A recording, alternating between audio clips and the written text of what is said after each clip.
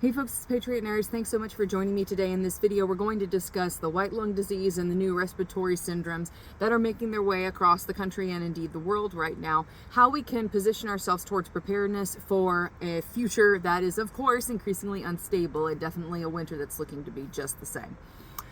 So the white lung disease that you may have seen in the media right now is primarily a bacterial-borne pneumonia manifestation of disease that seems to be affecting children right now, and they've identified it in China, in I believe Switzerland, Sweden, Denmark, the United States, and probably a few others by the time that the weekend's over. But essentially what the medical authorities are looking at right now is the resurgence of more disease. And of course this sells pharmaceuticals, it sells a lot of fear for people to continue complying and rolling up their sleeves to get God knows what delivered to them. And so really it's much ado about nothing, so to speak. Unless, of course, it's your child, God forbid, that's sick. But I think rather than focus on the newest, latest, greatest thing as far as what's happening in the bacterial world, we look at this through the lens of history and also how we can situate ourselves to be more prepared.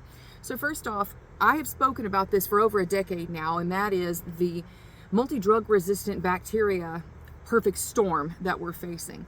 We have been out sprinting Mother Nature, so to speak, since the antibiotic age really came into being and hit full swing in the 50s, 60s, and really over the past 20 years for sure.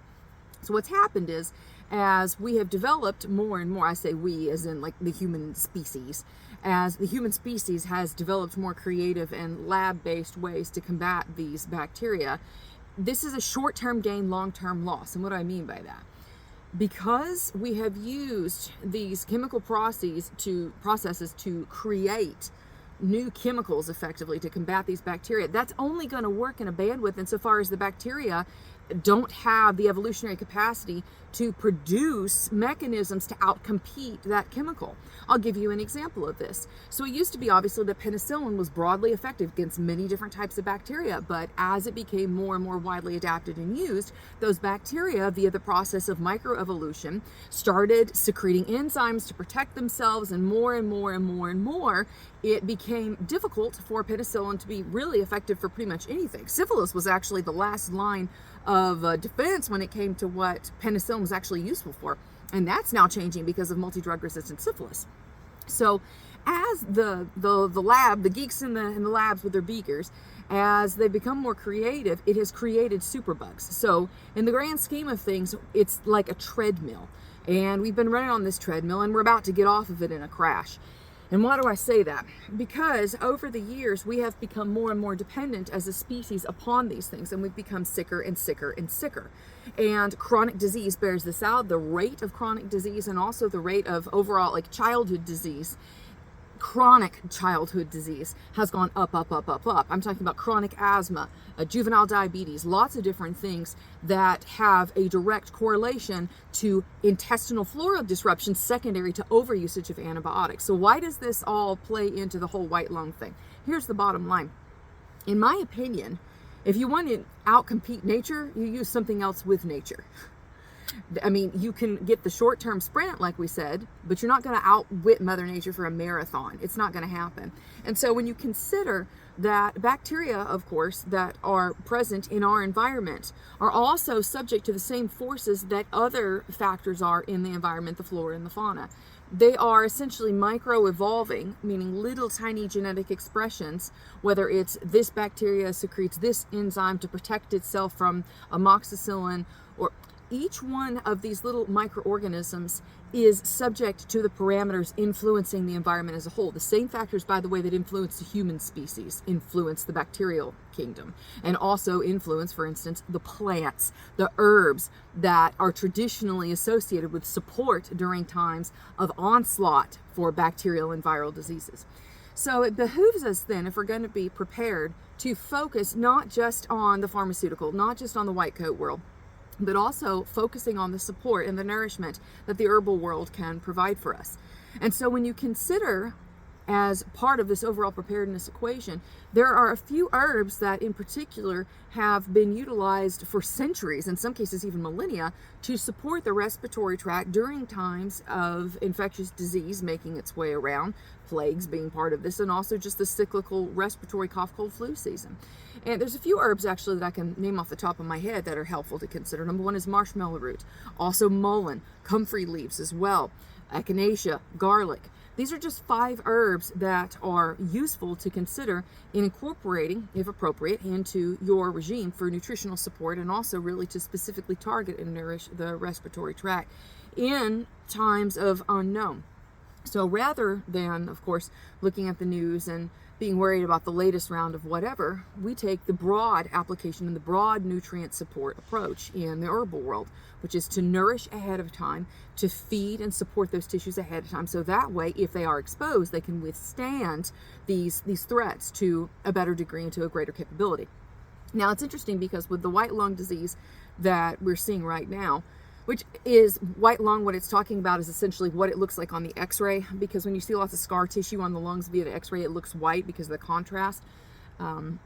When you consider what the official explanation is for why this is increasing, the official explanation that we're being given by the alphabet soup organizations is, oh, we're seeing just the secondary and tertiary effects of the immunity gap and the decreased immunity secondary to lockdowns. Basically, people weren't circulating with each other and with their environments, and so their immune systems were not getting microdosed with these little bacteria and with these viruses to a level that would give them sustained immunity. So yeah, that's correct. But on the flip side of it, it's like, weren't these the same people that were telling us that we need to just shutter ourselves inside for a year or God knows how much time? And then now we're supposed to have that same level of confidence and trust in their ability to appraise the situation realistically. Call me crazy, but I don't have the overall confidence in their ability to give workable solutions for people at this point. And that's really actually interesting factoid moving into the winter. The overall crisis in confidence in the medical industrial complex and in white coat medical providers, I mean, this is astounding, particularly in the United States. And of course, this is commonsensical that people would have such a reaction, because in the midst of the past 3 years with a novel virus, the medical industrial complex, they had nothing. And their best response was to suppress any type of alternative hypothesis, which ultimately ended up being correct. And their best alternatives were to effectively poo-poo any treatments that did not fall under their direct sphere of, number one, influence, and number two, profit. So is it any wonder then that people are just tired of it? Like, they don't even regard their warnings anymore. It's like disregard, nothing new to see here. I think if we're going to be situating ourselves for success in the future, it revolves around supporting and nutrifying the body, and less around reactionary interventions and more on proactive, preemptive support. And that is the way of the herbalist. That is the way of a more sustainable solution.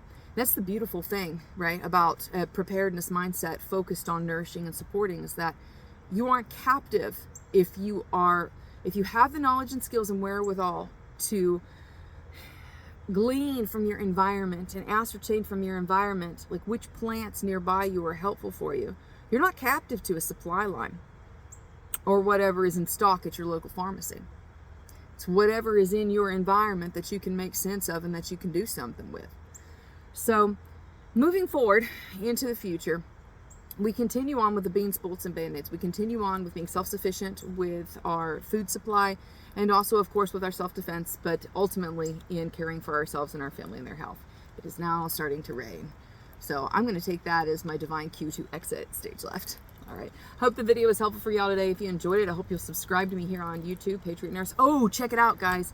So I've been working on the herbal online course, and it has been an incredible amount of work.